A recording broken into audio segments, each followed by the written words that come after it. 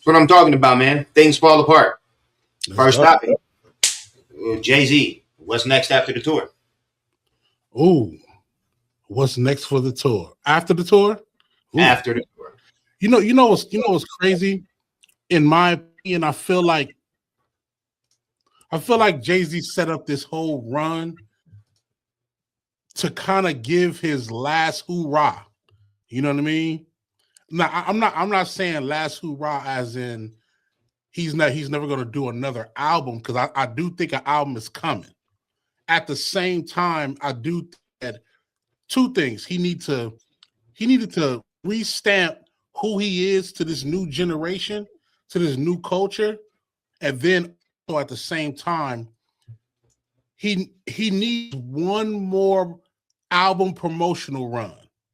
You got to remember, the last time he did an album was 444. You know what I mean? And That shit was back. right in that time, the marketing strategy was different, the layouts was different. He was doing a lot of different, content pieces that didn't really get a lot of traction. I mean, they were dope, but they didn't get a lot of traction. He was very vulnerable, which I get. He needs to show the people who Hove is again. The rapper, the hustler, I mean, yes, he's a billionaire, but that doesn't mean the story can't be told and re-energized again for the people of what they're on now. You know what I mean? Is he connecting with other artists these days? Probably not. But we need the energy of what Jay-Z is doing right now. We have the young YNs doing wild-ish. We got that already. We got the artists that's just trying to check. We got that. We need the Jay-Z who, or just in general artistry. We need the artist that's a hub, that's really going for it, and that really speaks to the people. Like, should we be doing now? I feel like he is taking one more step to give us that. You know what I'm saying? And it's Most important. definitely. And I mean, the obvious answer is an album. I think but if you want to talk about something else, I think it could be just because his name is in everybody's mouth for all kinds of crazy stuff Yeah. these days. But I do agree with you that he has to establish his name to the younger generation, because that is one of the topics of conversation. Old heads, and being about to turn 60, Right. and why does Jay-Z still command all this? Like, and um, I kind of really don't buy into that, of course, but I think he does need to stamp himself, with the younger generation, so to say, because it is an old heads in a young heads game these Yeah. days. I mean, I don't know what people want somebody like Jay to do in terms of, like, when you're being talked about so much in a negative light. There's court cases against you. There's accusations against you for SA. There's so many things that people want to diminish your name.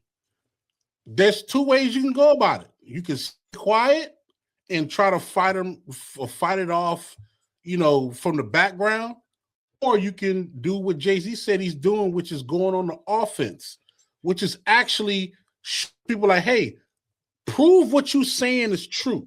That's always been my thing. Am I Jay-Z biased? Let's be honest. Yes, I am. I'm not gonna lie. I'm a Brooklyn kid. This is what it is.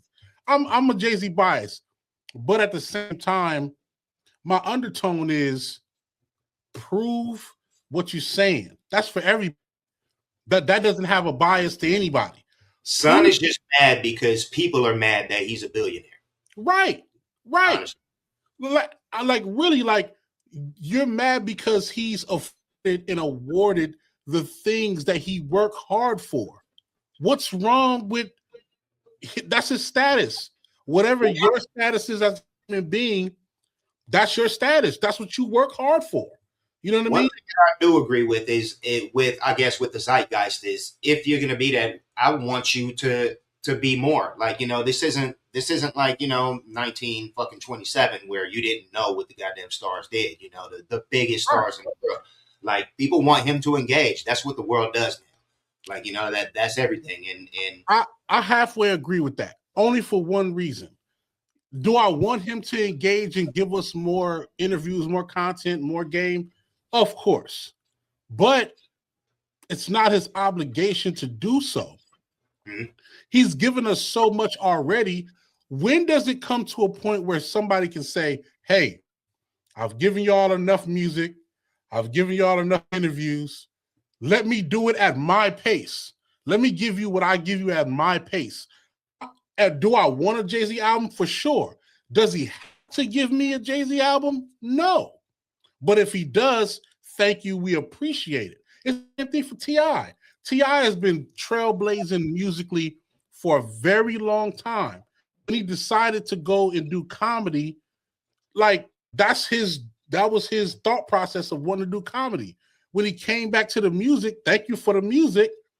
Did you have to give us the music? No, but thank you that we got the last album. You feel what I'm saying? My whole point is just appreciate when the legends give you a little bit more, because at some point in time, all of the young artists, the new generation will become the older generation. It's a cycle. It's going to always be like that. You know what I mean? Right. Man, I first met you around 96. Mm-hmm. When Reasonable Doubt first. Yeah. You're my vinyl, right? There's the floss on them. Floss on them. Yeah, we got both records. I don't know if this was a reprint or not, but I got this from the homegirl when her DJ cousin just decided to give up all his records on. Crazy. Right. And I got like every Jay-Z album on vinyl, just like that. You could tell he was a DJ because he got the, he got. For sure. He ready to just out easy, right? But I even got the Black Album acapella. But it's just hard to believe it's been 30 damn years since that joint. Shout out to Reasonable Doubt, man. That's what's your favorite record? Oh, Reasonable Doubt. Yep. It's between The Evils and Can't Knock the Hustle. It's between those. Honestly, they're 1A, 1B for me. You know what I'm saying? The one thing that I loved about that album was, I explained in my blogs where I talked about the show, was Reasonable Doubt was not very well received when it came out. Like, it was, people were calling it okay, but Reasonable Doubt is definitely an album that aged well. It actually aged better than its initial release. You know what I mean? It's definitely the epitome of a classic album for sure. For sure. And I feel like it's the ground basis for how Jay's career has actually been in terms of you'll understand later. You'll get the true jewels a little bit later. So let me at least at the same time, the next two albums after it, just a layout of it, the two albums after it was a direct reflection between the second album was Let Me Do What Y'all Want Me to Do, popular. And then the third album was shit, I forgot I'm who I am. Let me do what I've always been doing.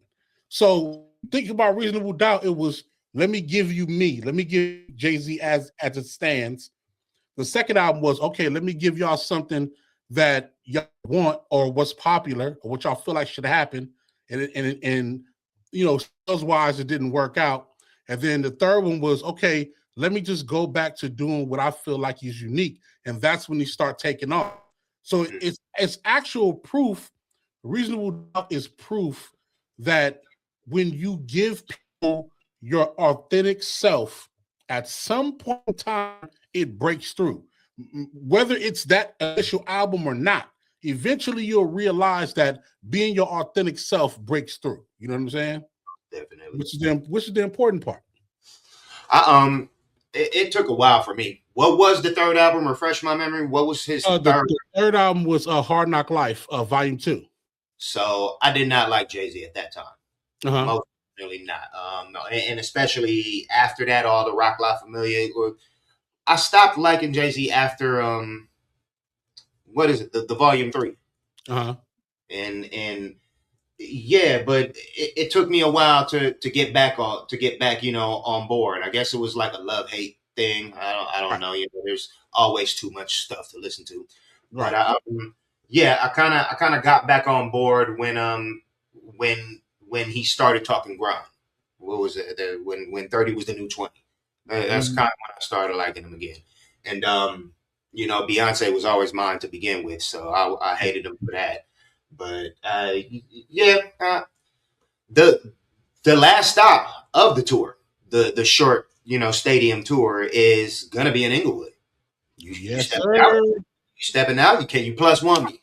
Come I on. Man, listen, first off, I gotta find a way to go. And yes, I'm gonna figure it out. You know what I'm saying? Them tickets gonna be super expensive. I mean, I'll be honest, I don't have no plugs to that, but I gotta go. I gotta I got You to know, go. I first looked at Ticketmaster. No, I don't have a tab up. The cheapest ones that I saw were 170 something. And That's not bad. going through Ticketmaster, you gonna run that up to what, Right. 210, 200, 210.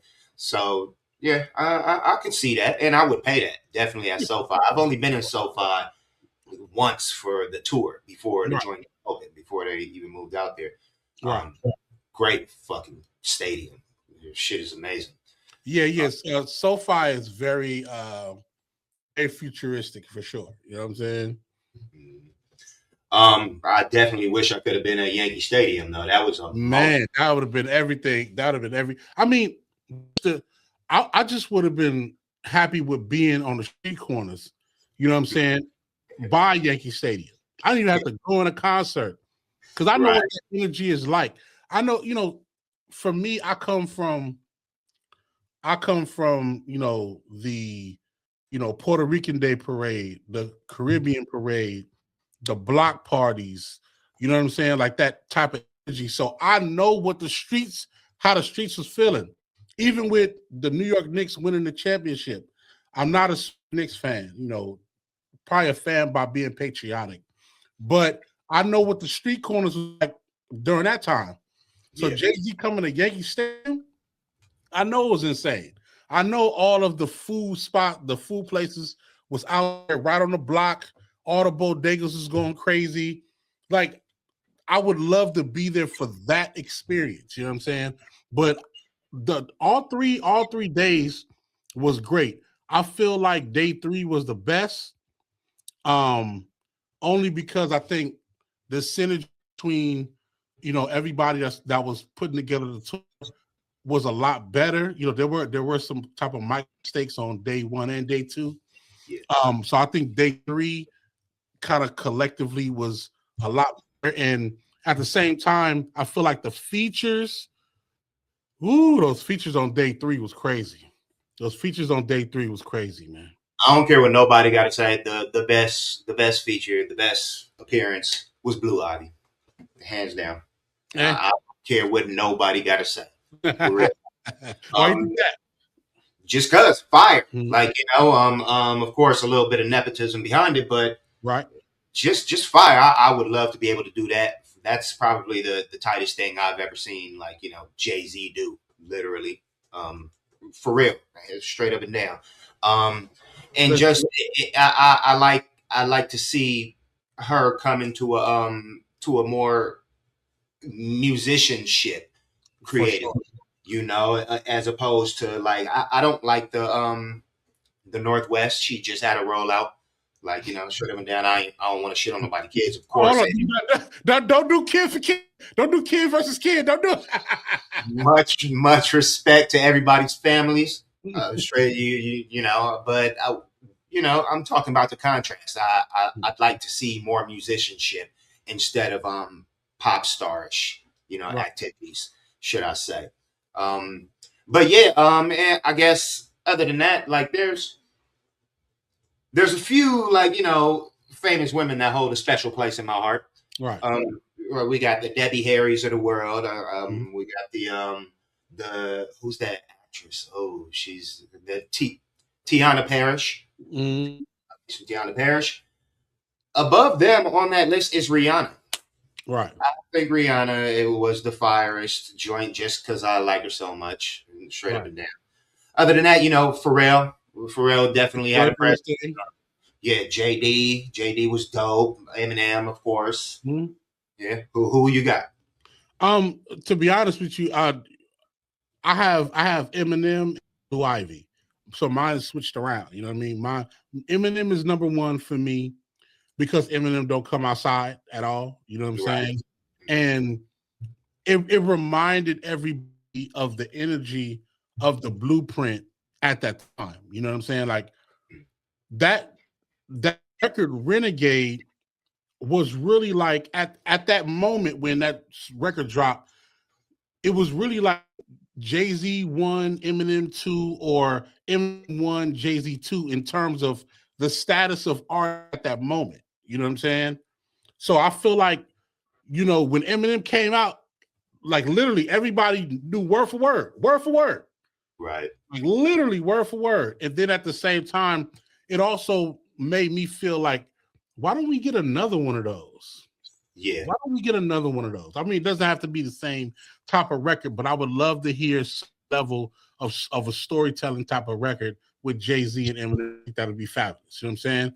Blue Ivy, for me, it was just the emotional moment for me. I mean, having your daughter come play keys for a record that you're absolutely positively very much so known for, you know what I mean?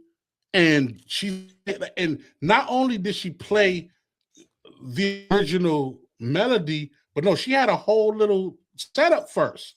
Right. She came in playing her piano medley, boom, boom, boom, boom, boom, boom, boom, boom. She set it up. And sounded good too. Sounded beautiful. And then it was like, as soon as you heard that bloom, bloom, bloom, everybody went crazy. Yo, I went nuts. I was like, yo, there's absolutely no better feeling than to have your offspring on stage with you for something that you didn't even know was going to be a thing. Right. You were just doing it for whatever reasons. You was doing this record, living in the moment, living in real time, not thinking about kids at all. Not thinking about kids at all. And then you get to relive these same moments with somebody that is looking up to you and coming to your footsteps, like moving in your footsteps. But not only is she great on stage as a performer, I mean, come on, man. If you look at her old tapes of her on tour with Beyonce, and I'm saying old tapes like she already 30. I'm saying if you look at her perform with her mom, that's already phenomenal for a kid that age to hit. Beyonce numbers is not it's not something that you can do easy. Her dance numbers are not easy. Right. So Blue Ivy is nailing that. And then she comes creatively because Jay-Z said in one of his interviews on GQ, he was saying like, yo, Blue Ivy is classically trained like by herself. Like she took some lessons, but she really does this herself. And then to see her go on stage and do exactly that was phenomenal. So for sure. I think Eminem, for the culture, Eminem was one, and then Blue Ivy. And then I'll actually go to number 3 is everybody that was a part of the energy of Reasonable Doubt. You know what I'm saying? Jazzo, Memphis Bleak, yeah. even Tiana Taylor coming out, Beyonce coming out doing Can't Knock the Hustle. Can't Knock the Hustle is definitely like my favorite record aside from The Evils. And if you listen, let me just say this, and I want everybody to do this. Pull up the lyrics on genius.com to Can't Knock the Hustle and literally go through that song lyric for lyric that record resonates so much now, more than it did then. The lyrics of what he's saying. I'm making short-term goals when the weather folds, when the weather's cold. Oh, yeah. Just put away to something and put ice on my gold. Man, we need to say silly with enough bankrolls to free a Big Willie. More state. I got more cheese than Can you put up the links right now? Can you put up the links right now? Here's the first verse right here. Yo, I'm making short-term goals when the weather folds. Just put away the letters and put ice on the gold. Chilly with enough bail money to free a Big Willie. High stakes. I got more steak than filet.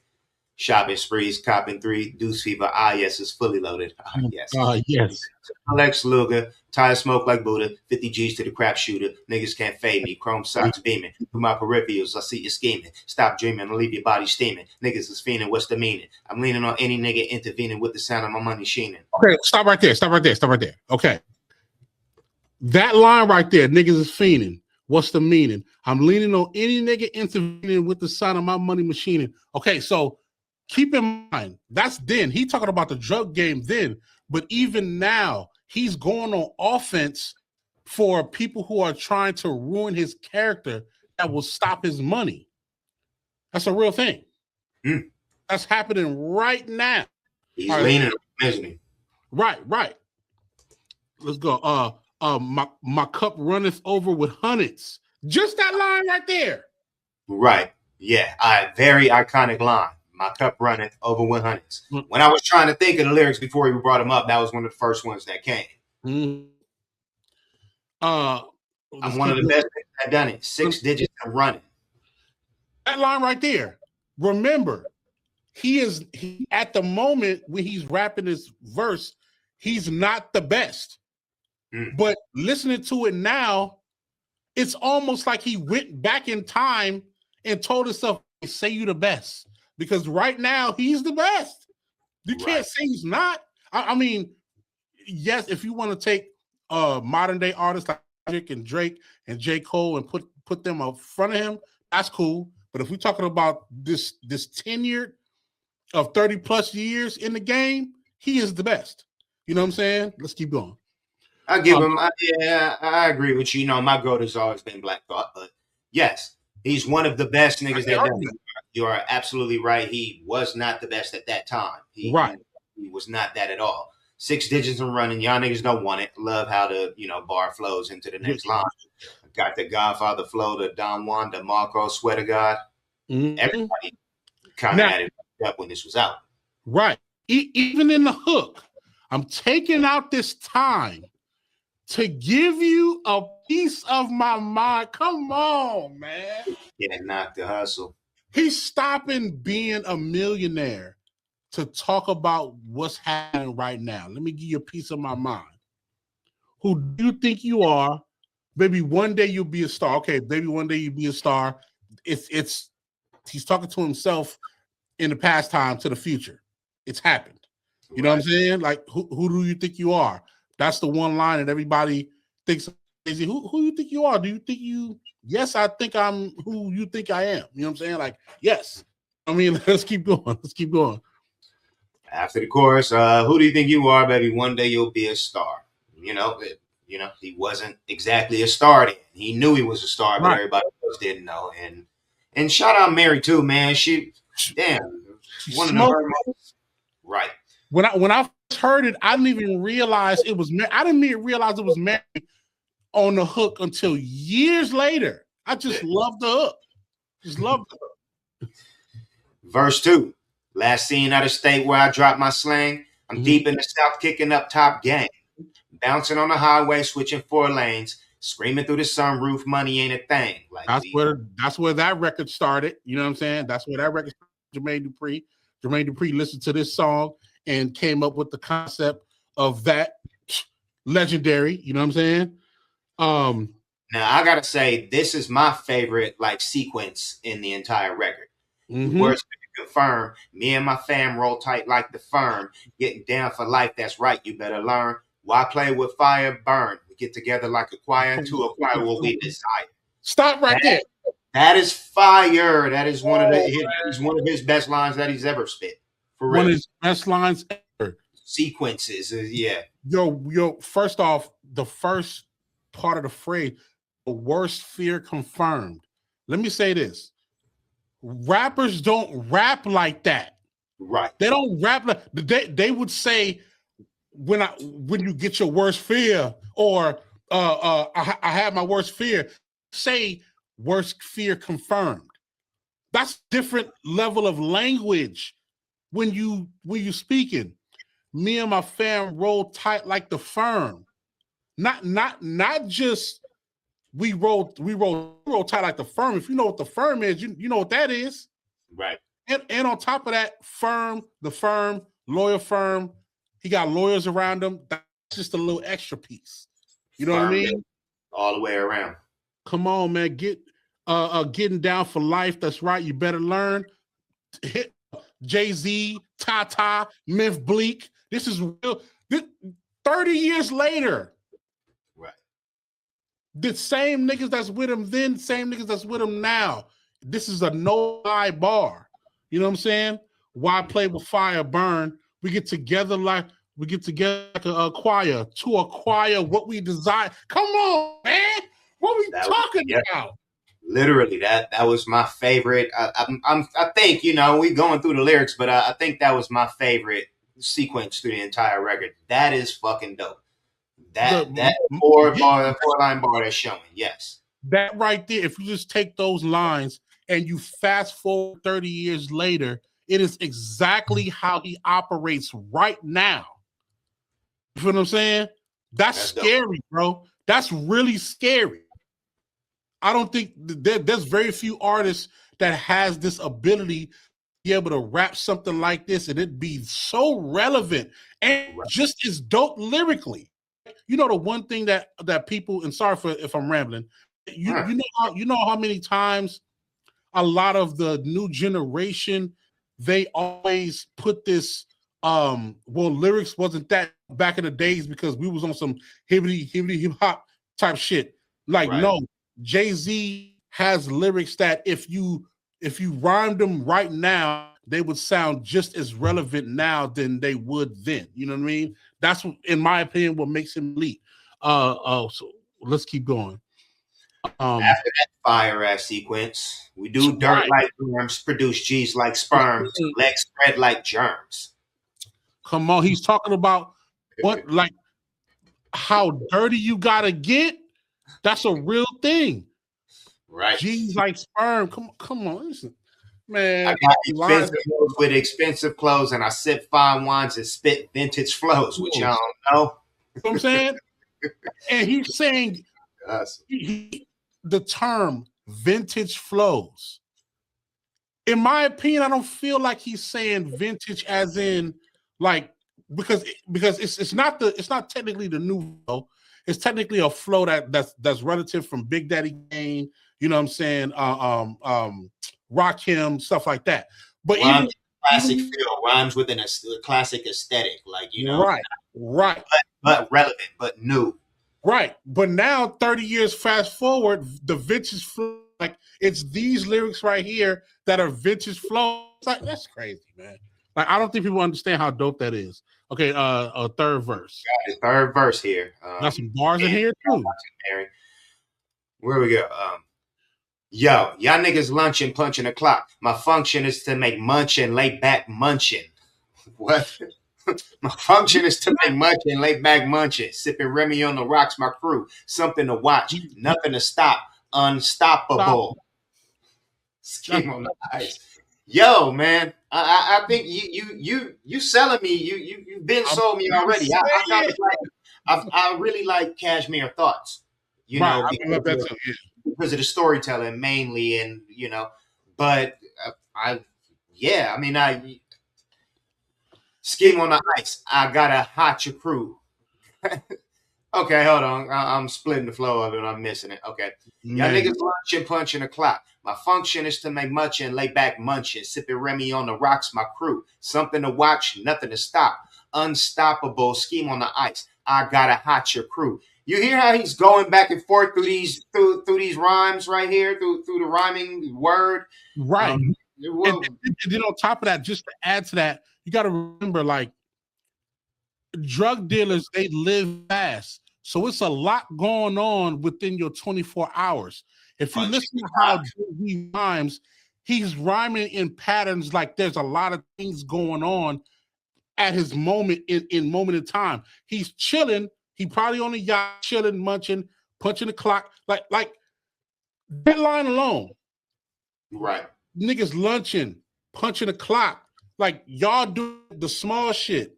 My function is to make much and lay back munching. I'm chilling somewhere, getting paper, sipping Remy on the rocks, something to watch. Like all of that stuff is happening all at the same time.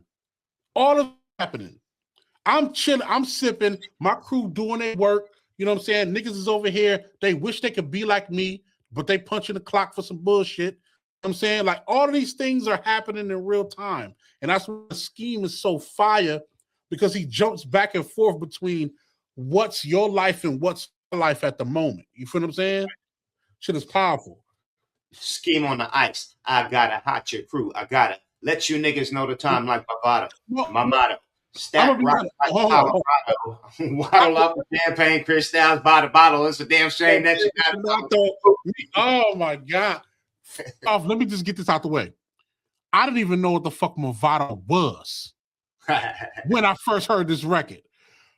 When it was one minute time when somebody was we was having a conversation about watches and Rolexes and shit, and somebody brought up Movado. Automatically it went to my brain of the Jay-Z line, so I literally looked up Movado and I was like, oh my God. You know, I never liked Movado watches. I want to remember knowing what they were at that time, but I can't place that. Right. Yeah, I'm more into a classic look watch. I don't like anything. I agree. Just classic plain Jane for me. Just for sure. I like tech watches. Anything that has some tech element to it. You know what I'm saying? But the fact that I got I guess I got put on to hearing the term Jay-Z, and that happens a lot for a lot of artists that are into fashion, into just dope new shit. You know what I'm saying? But that was dope. Let's keep going because you was already on, so I won't stop you no more. I gotta let you niggas know the time like Movado. My motto. Stack rocks like Colorado, waddle off the champagne, Chris Styles by the bottle. It's a damn shame what you're not, though. Me, sick like a gato, fucking Jay-Z. My pops knew exactly what he did when he made me. Tried to get a nut, and he got a nut. And what? Straight bananas. Can a see me at the U.S. Open. Advantage Jigga, serve like Sampras. That he was my favorite tennis player at the time. Pete Sampras. Yeah, I remember I used to play the Virtua Tennis. Well, that was a little bit later, but I remember Pete Sampras. What did he win, like 7 in a row or something? Like 6 or 7 in a row. Let me tell you a quick story. It's crazy. So when this album before this album came out, when I was in New York during the summertime, I used to hang out with my cousins Kareem and John. Shout out to Kareem and John. Those are my twin cousins, right? Just go hang out with them. I used to go to Long Island, you know what I'm saying, and go chill. And my Uncle John, shout out to Uncle John, rest his soul. He's the uncle who taught me about stocks. But what we would do is Kareem and John used to play tennis, and they used to always go out to go practice tennis because they had a tennis court like a couple like about a half a mile from where they lived. And every time for like 3 summers, I learned 2 things. I learned tennis and I learned stocks. Those are 2 things that I learned all 3 summers. And when this album came out, when he said Sampras, it clicked in my brain because I remember watching Pete Sampras. I used to watch his name is Djokic or something like that. I used to watch all these players and I learned what tennis was about. So when I heard Jay-Z say serve like Sampras, it immediately clicked in my brain and I'm like, yo, that's fire. But then even the line, like got the U.S. Open advantage Jigga. Right. If you learn tennis, you learn the advantage.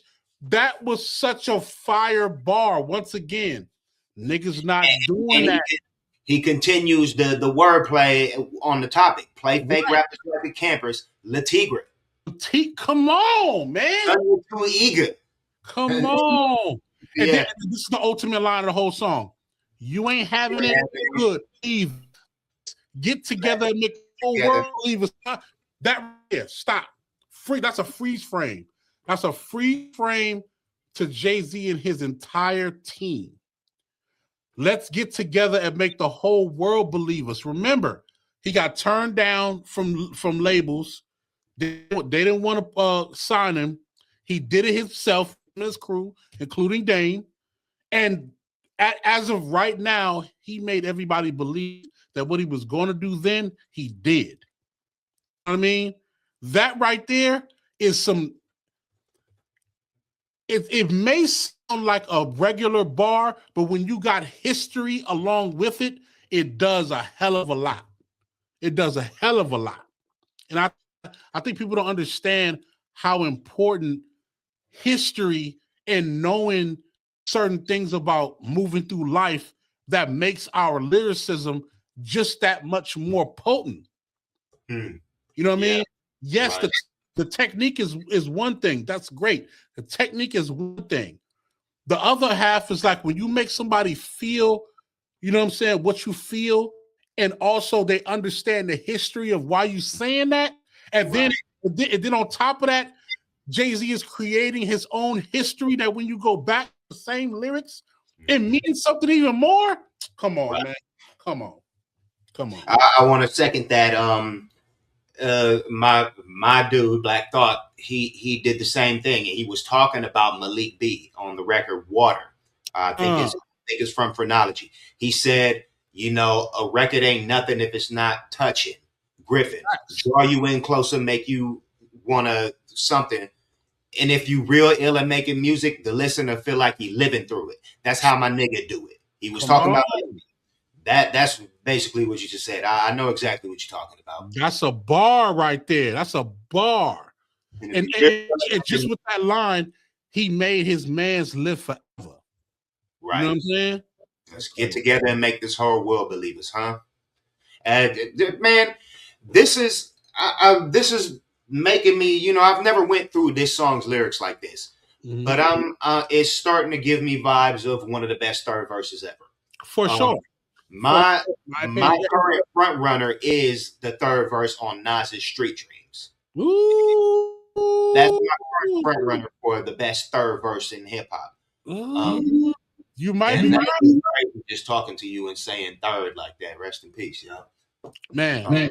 Rest in peace, third, man. Yeah. Man. Yeah, but let me just run through the whole thing again because I'm really feeling like that. Yo, y'all niggas lunching, punching the clock. My function is to make munchin', lay back munchin', sipping Remy on the rocks. My crew, something to watch, nothing to stop. Unstoppable, scheme on the ice. I gotta hot your crew. I gotta let you niggas know the time like Movado. My motto, stack rocks like Colorado, waddle off the champagne, Chris Styles bottle. It's a damn shame what you're not though.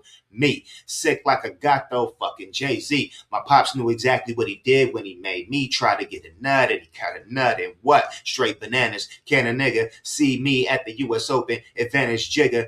Serve like Sampers, play fake rappers like a canvas for Le Tigre. Son, you're too eager. You ain't having it? Good. Me neither. Let's get together and make this whole world believers, huh? At my arraignment, screaming, all this black Scottish sports and entertainment until we even, thieving. As long as I'm breathing, can't knock the way a nigga eating. Damn. Fuck you. Come on, man. Verse. That's one fucking verse for real. That right there. And that's what I mean by making your lyrics live past you. Like, I know people be having, I don't want to be mean. I know people be having these conversations like, hey, Lil Wayne is better. And yeah. I'm sorry. I'm sorry. I'm not pointing out Lil Wayne to point him out. I'm saying that there are other artists that people try to compare Jay-Z to. And I'm saying stop doing that. Yeah. Because there's so many examples to his artistry and his lyricism that as the older it gets, it's really fine wine. It's really growing with age. You know what I'm saying? Nas, same thing. Like just like you said with Street Dreams. One of the records, first off, Street Dreams is one of my top records. When you listen to records like Street Dreams, Nas is like, and also the Street Dreams remix.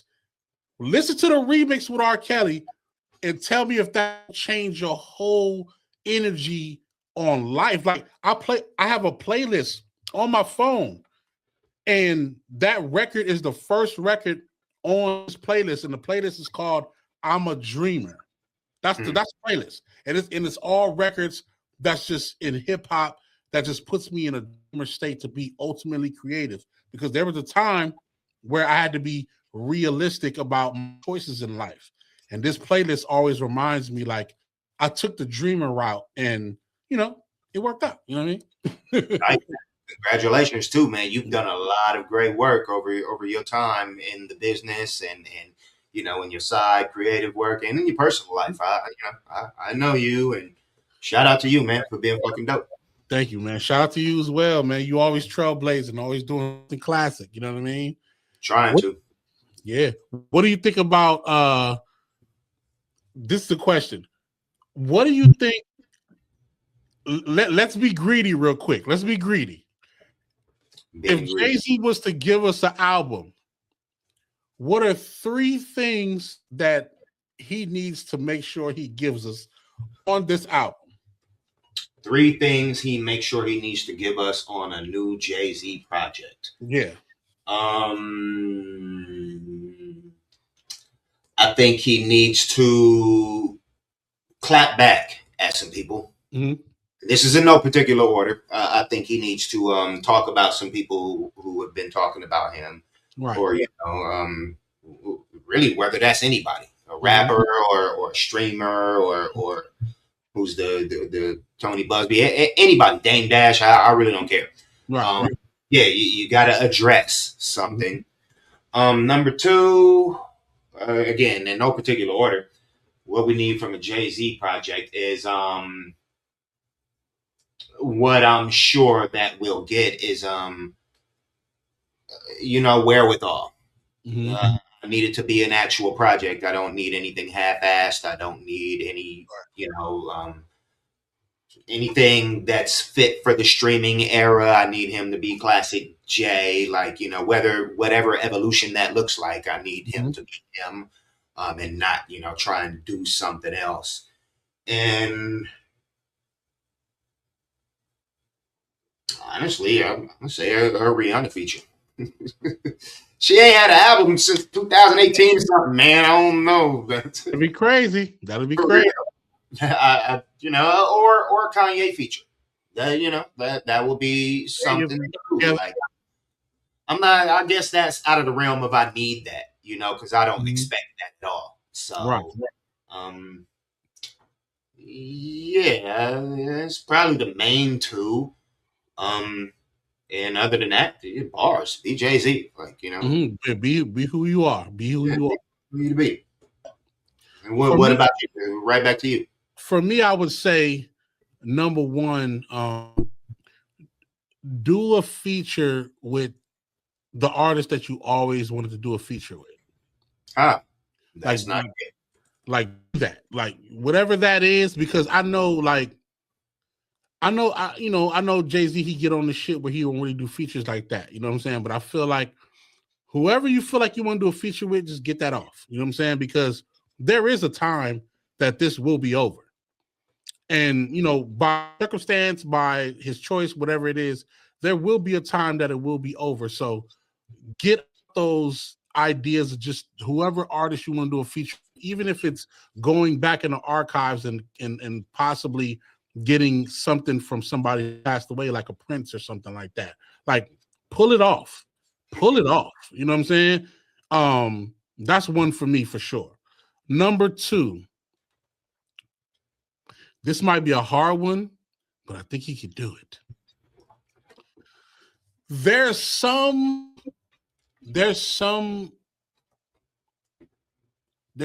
producers that he hasn't done records with that I feel like he needs to commit and do a record with him. There needs to be a new generation of producers that needs to experience working with Jay-Z. Who do you see? Alchemist. You got to lock in with Alchemist. You got to get one in. I would say this collective of Terrace Martin, Robert Glasper, Thundercat. You need that. Mm-hmm. You need that. Jay-Z need that experience. Yeah. I would. We saw Rance. We saw Rance at the stadium. There, he got the 1,500. So you got that element of production. I get that. Robert Glasper, Terrace Martin, Thundercat is a different level of production. Mm-hmm. You need that, and I feel like they'll create like 2 records for you that I feel like you can explore the essence of your entire career in these 2 records. They gonna give you some shit. The song might be 5-6 minutes. He needs one of them. He needs one of them. Before Alchemist. I see that before Alchemist for real. Yeah. But I think Alchemist is perfect because Alchemist is almost like he's almost like a DJ Premier of now in terms of like working with different artists, you know, always having a DJ Premier type of record on your project. That's a good analogy. Alchemist made himself one of those. Yeah, that is a good analogy, and that's crazy because he's been in the game for so long. Yeah, for so long, right? It's only right. Like Alchemist is really in between the generations, but we need to have Jay-Z lock in with at least one record. And my last one is, and this is a super personal choice. Last one. I'm gonna say I got 4 of them because that's 2. I got 4 of them. Number 3, he gotta do a record with Rock Marcy. He gotta do a record with Rock Marcy. The theming is just crazy. I got 24 ideas right off the top. Jay-Z has this bag, right? He has this bag of lyricism and lyrical tricks and elements of a part of his artistry that we've only probably seen twice. If he do a record with Rock Marcy, that bag will open up. He gets the ability to do all the flash and all the lyrical exercise with Rock Marcy. Because Rock's gonna go there. And the record got to be produced by Rock Marcy. It's the only way. It's the only way. Nobody else can produce that Rock Marcy. We need that for the culture. Everybody knows. Huh? I champion that, yes. For sure. Everybody knows that Jay-Z is a very big fan of Rock Marcy, and rightly so, because all the elite lyricists know Rock Marcy is him. They need to lock in for a record. Jay-Z got to make that call. Hey, come through. Because the one thing I love the stories of when somebody's putting in work for so long and they get the look that they deserve. Almost like when Kanye gave Griselda that look on a Donda joint. Well deserved. You know what I mean? We need that. And my 4th one is do the exact same thing, different type of record, but the exact same thing with Kendrick Lamar. Yes, you got on the remix of Don't Kill My Vibe, Jay, but now we need an official record. We need an official record because that right there, their competitiveness, their energy is going to be like, it's needed. It's needed. Call it Renegade 2. Call it Renegade 2. Why not? That would be dope. Is Jay-Z past that time? Is he not doing that no more? Or do you see that actually happening, him doing a competitive record again? Well, in my opinion, I feel like he's not doing it at all, which for me is like, no, you should do it because you haven't done it in 20 years. What I'm asking, do you see him actually doing it? Yeah, that's a very, in my opinion, not just with K Dot, but just a competitive record with someone who may meet his class status. Yes, for sure. What was the last one that he did? I mean, to be honest with you, the last one is Renegade. Not saying that they was trying to make as a competitive record, but it was just like it happened that way because they were both at the top of the game. So people, of course, pit themselves against each other. But both rhymes, both lyrics were exceptional.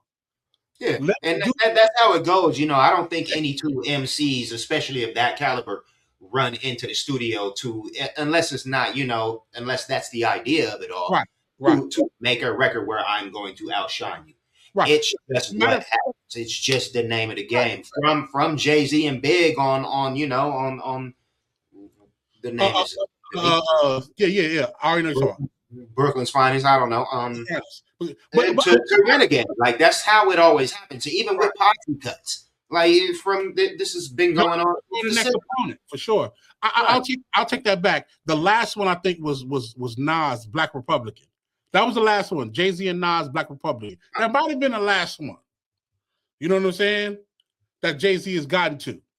I feel like Rock Marcy and Kendrick Lamar, do records with them. Come on, we need that because you know what that's like. You know what that's like. That's almost like experiencing a Jay-Z and Doom record.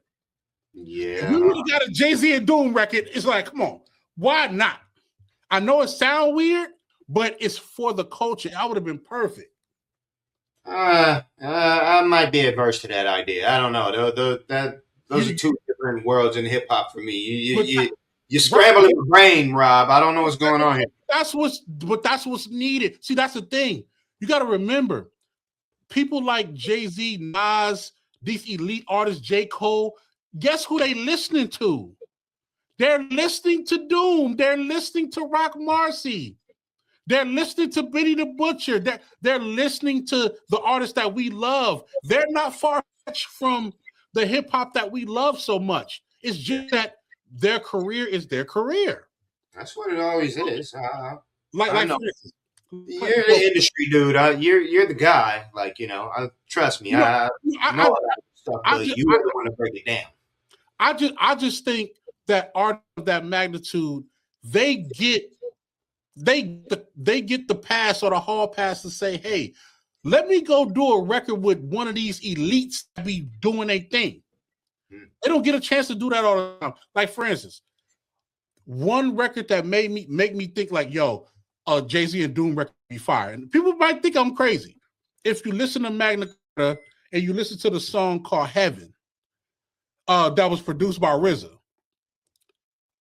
It's a grimy beat. You know what I'm saying? You gotta listen to it, but it's called Heaven on the Magna Carta album. I've heard it. If you listen to that song, that is Jay-Z's attempt at doing a gritty record that's totally away from what he naturally do, and he pulled it off. Lyrically, it was fire. He pulled that off automatic.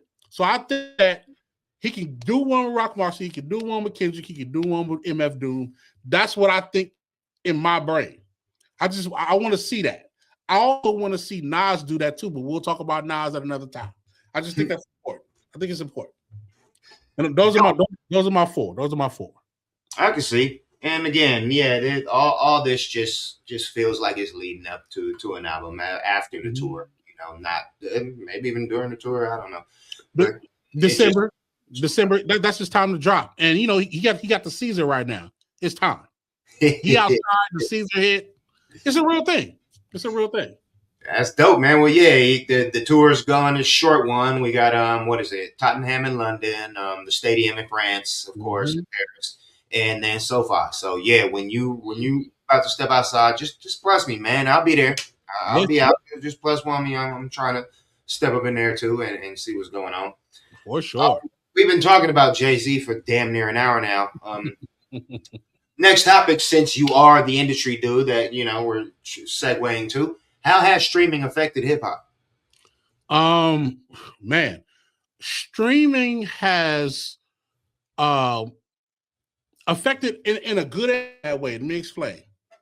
So the good way is um streamers are connected to hip hop by way of just street urban culture. You know what I'm saying? A lot of our streamers that we love, the Kai Sanats, the Funny Mikes, the Suburb Babies, these guys are coming from street urban culture, from the same blocks that we was on, trying to figure things out.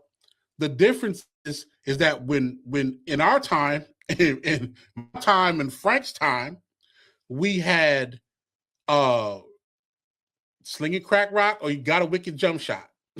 That's what it was. Or the rap game. That was our thing. For this new generation, it is, and I'll say this respectfully, uh rap is last. There is tech. Tech is big for the kids now. You see a lot more kids indulging themselves in computers, computer science, building apps, computer operations. Like my oldest son, he's in computer science. You know what I'm saying? He's studying to become a computer engineer, computer technician. Right. Um, Gaming, you know what I'm saying? Gaming is a big thing. You know what I mean? That's gaming and streaming. Hand in hand. Being able to be a character in that wheelhouse, and at the same time, once music hits, music is sometimes like a secondary, layout, because you see athletes that are football players or basketball players, then they do music. You know what I mean? Like, they're now starting to understand that there's more opportunities out there to generate income or just your likeness. The one Right. thing about rap that was different than how streaming is approached. With rap, you have to be some of cool. Like, that's the mind. Like, you have to be some level of cool for you to be a rap artist. Or illicit. Right, exactly. 100%. He's the best. So there are people thinking about, like, hey, I want to do music, but do I have the image for it? That's always the question. Do I have the image for it? Do I have the likeness for it? With streaming, you can have a kid sitting in one chair, digging in his nose, playing video games and eating sandwiches, and he'll make $100,000 a month. Right. And, Like, and and they see that, and kids always think the easy route is the best route, which is sometimes true, of course. right, But yeah, in a lot of the circles that I run in, anime is bigger than rap. for Right? sure. Most definitely. For Like, sure. people want to draw and people want to make their own comic books. These kids want to make their own Right. comic books Right. before picking up a mic or trying to rhyme. Oh, it feels. Man, listen. One Punch Man, One Piece, Dragon Ball Z. Oh, I watch that too. My kids watch it. Like, it's so big. The point that I'm making is, and not to take nothing away from streamers, because it doesn't matter how you are as a human being. You have Right. an opportunity to become some level of, likeness, or it's not even about being famous. It's really about just doing what you love to do, just showing the people in real time. Like, streaming is such a in your face type of layout. Like, you can really, like, I've literally seen people sit down for hours and stream, and they have conversations about life. They have conversations about relationships. They're showing you different games that you might want to tune into. There's so many things. They're doing game shows and everything, and it's so like, literally, it's more entertaining than actual TV. Like, real shit. It definitely is these days because of how Yeah, the world works. We've been conditioned for it to be like that. We don't want the scripted thing anymore. We we and want they real. should be compensated for it. Like just think about this streaming game, and we'll get back to hip hop and streaming because there's a very intricate point I want to make. In streaming, you have the ability to get on your computer and you can do something enticing. And if they like you, they can directly give you money. Mhm. Directly. Right there and there. Straight up and down. You ain't waiting for a paycheck. You ain't, going through all these hoops and nothing. It's Right. yeah, like In hip hop, you have to develop your sound, develop who you are, put out your music on whatever medium you want.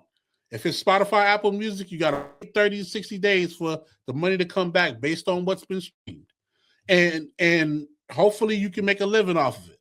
You can create a website, direct to consumer, and hopefully people go to your site with your promotion and marketing, which you got to pay thousands of dollars for, and hopefully you come back. These streamers, like this is one cat Corey Kenshin. The man made a rap record. He's a streamer, but he made a rap record just playing. Man, it got like right now it's at like 70 million streams and shit like that. But him airing it on his streaming platform, they sending them super chats, they sending them all type of money and everything. Man, the man make, if you look up his net worth, it's ridiculous. And he's sitting in one chair. My point that I'm making is back to hip hop. There are more ways, like these streamers are thinking of clever ways to generate income based on what they do. The rappers are not the popular ones no more. The streamers are the popular ones. That's why the rappers run to the streamers. They run to the streamers. Now you know how to use this streaming platform and this podcast platform, and if you know how to use it, and you're a rapper, you're a producer, you're whatever you're doing, you should be able to use these same mediums to generate what you want to generate. The medium of how to make money always changes. Vinyl, CDs, vinyl, cassette tapes, CDs, DVDs. It's different. The medium now is streaming. Learn how to use it, because even if you make, which is one thing that we're going to start doing. We're going to start doing live studio sessions on my stream. We cooking up. We're not just going to give you the product. We're going to cook it up in front of you and then give it to you. It's going to generate what it's going to generate. Open your mind to more things. If you like, I tell my son is a rapper and he's a coder. He's coding an app right now, and he's a rapper and he produces. Do whatever you feel like is necessary, but he's understanding what the different mediums can do for him. He know that coding could get him whatever $100,000 to $120,000 job anywhere as a technician. But he also understands that building himself an app is unlimited money if you do the right things. He understands that rap he can produce for somebody. He's recording in the room right now, charging his friends $25 an hour to record in the house. You know what I mean? Like, hey, I walk in and I'm looking at myself, telling people to do this verse like this. I'm like, I just walk in my room like, all right, that's cool. Do your thing. They don't even know what they got. They don't even know the resource they got sitting in the house. That's dope. Right. I just interviewed Earco. Fire. He did this. He started the same way. Told me in an interview, just making beats for army brats, in his dad's garage. Yeah, come on. That's beautiful. And we all get to tell our stories. I encourage anybody, if you got the time and you got the wheelhouse and the work ethic to figure out what this whole streaming thing is like, or just content in general, do it. It's a platform to make money from doing stuff. Kai Cenat Streamer University, they going crazy. Right. To be honest, they doing a lot of the stuff that we used to do in high school and middle. You know what I mean? Doing just have the camera on there the whole time. People doing it, man. That's beautiful, man. I didn't realize, like, until I guess a few months ago, it really caught my eye. Like, I know who a lot of these streamers are. I don't watch anyone stream, Right. but the fact that every time something comes up and it's like this person did this, and yes, they're a streamer, and I'm like, damn, I guess I do. Well, I don't watch streaming. I don't watch Right. people stream, but these people are all in my face. Like I pay enough attention to pop culture to Right. where I know who Corey Kenshin is, to where Right. I know who these people are. Like for real. Right. It's real. And for me, like I say, like, I gave this analogy to one of my colleagues, and I told her, I said, listen to how serious this is. It's so simple, but it's so real. I said, when we were growing up, and I'm talking to the, the 30, 35 plus, the 40s, I'm not saying how old we are. I'm just saying this is who I'm talking to. Okay. The one thing people don't realize is in our time, we used to call the TV the idiot box, and they used to say that playing video games will stop you from learning what you need to learn to survive in life, right? Right. That was the thing. Get off that game, stop being distracted by that game, and come learn this and learn this and learn that, right? As a parent now, I let my kids indulge in the technology for just one reason only. There is a kid right now, at this moment, while we're on this podcast doing what we do, there was a kid who is sitting in the seat, the same gamer chair that you got. He's sitting in the gamer chair, and he's earning 4 times his entire household is earned. Right. His mom and his dad, he's earning 4 times their paycheck annually in a month. Right. Mom get paid $80,000, dad get paid $87,000. This kid is making $350,000 in a month. Parents, all due respect, shut up and let your kids get off. Let them stream. They making generational wealth sitting in one chair. Some might on themselves because they don't want to go to the bathroom because they don't stream so much. Whatever it is, be a parent, of course, but understand these options are available. Yeah. On top of that, last thing I'll say, as an adult, you gonna pass up on sitting in one chair and making 30 grand? You gonna pass that up? Not I. Not I. Come on, man. Figure it out. If you got the wheelhouse, I know people who got pottery YouTube channels. They streaming about TV movies. I know somebody who they do movie night with a bunch of different people just watching old school movies, getting paper. Right. Figure it out. And there's a whole nother side to it too. You don't have to be the person on the camera. You do not have to be the actual one streaming. There's a whole ecosystem around this, and a whole, what am I trying to say? An economic field, that is inside this whole little ecosystem right here. You can make money. You don't even have to do the streaming. You don't even have to start up a camera. You can make money from what's going on. It's sort of like the movie business, and you got gaffers and everything, and you got writers, and you got people to make it come together. You see what they're doing now? They got people on TikTok, like this one woman, I'm pretty sure you've seen her. She did a whole 52 series story about her and her husband, how he had a whole nother wife, whole nother kids. She did like 3 or 4 minutes each episode, and they watched everyone to a point where Netflix hit our line. Hey man, we got 4 million for you. We got 4 million for you. Come on, man. We can't knock the paper. I know exactly what you're talking about, and I'm I do feel a way about children because I guess I'm old school. I kind of thought back then when I was being told that the Nintendo will ruin my cognitive abilities, I kind of believed it. It doesn't really seem like it turned out to be that way, but we all did. Right. I wouldn't want anybody to spend all their time on one thing. We got to be out here living this life, and especially, there's a whole lot of fucking stars up there, but there's more people that you can see on this ground, and Dude. so it don't always work out. But like you said, if you have the opportunity to check it, you might as well check that.